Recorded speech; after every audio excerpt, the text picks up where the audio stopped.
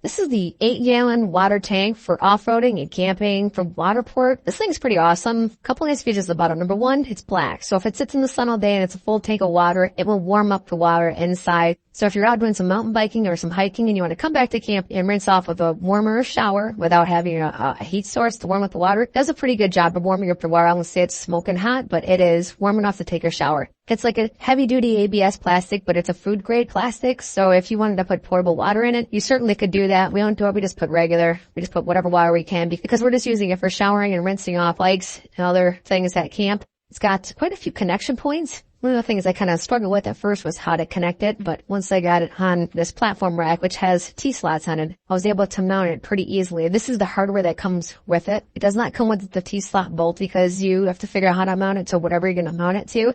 But it does come with the bolts to go in underneath. There are basically 16 spots underneath. It's kind of hard to see, but well, there's 2 rows of 2 on this side, 2 rows of 2 on this side for each bracket, and there's 2 brackets. There's another bracket down there as well. So there's 16 total attachment points that go to these brackets. You've got a lot of flexibility. I found this to be the best way for my setup to do it, but you could also do this the other way.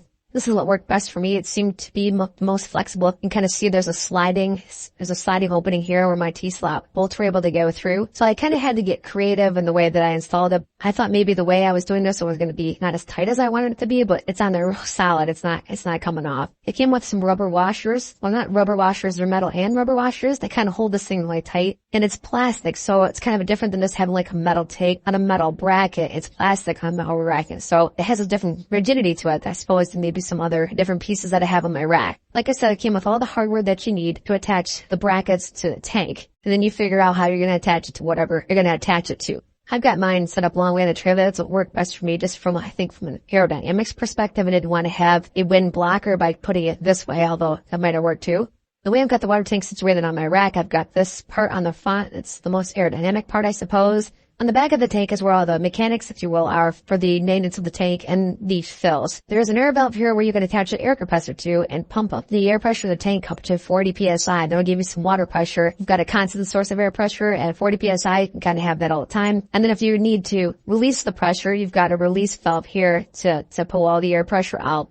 It also came with a couple of these valve attachments, which had the quick connect adapters on them. This is actually a 2-piece here. This plastic one is for hooking it up to a garden hose. And this is the shower handle that came with it. It's got a few different settings. The most important one to me is the shower setting, but it's got a center, a mist, and a flat sprayer like a lot of garden nozzles. But it's got the quick connector on the bottom, so this entire coiled hose is a quick connect attachment. The quick connect adapters make it really nice to just pop this off and then store it in your toolbox when you're not using it. And then there's a cutoff valve on them as well to turn the water flow on and off once it's pressurized. The easiest way to fill up the tank is this large threaded opening here, this large threaded cap. It's a pretty good size. Standard garden hose fits in there just fine and fills up the tank. All the components are really thick plastic. It seems like a really good quality piece of equipment. We haven't had any issues with it so far with leaking or anything. Overall dimensions lengthwise, I've got it starting back here at the quick connect tip all the way up to the front is about 54 inches. Widthwise, it's about 9 inches. The important dimension for me was the height, and especially at this point where the opening for the tank is about 9 3/4, almost 10 inches off of the rack. That's how much the tank overall stands up off the rack. Overall, I'm really happy with this water tank. It's got 8 gallons of capacity, which is enough for a few showers before I need to fill it back up again. It's a great addition to our camping and overlanding adventures. It's nice to have a warm water tank and be able to spray up equipment gear and take a shower. It's awesome.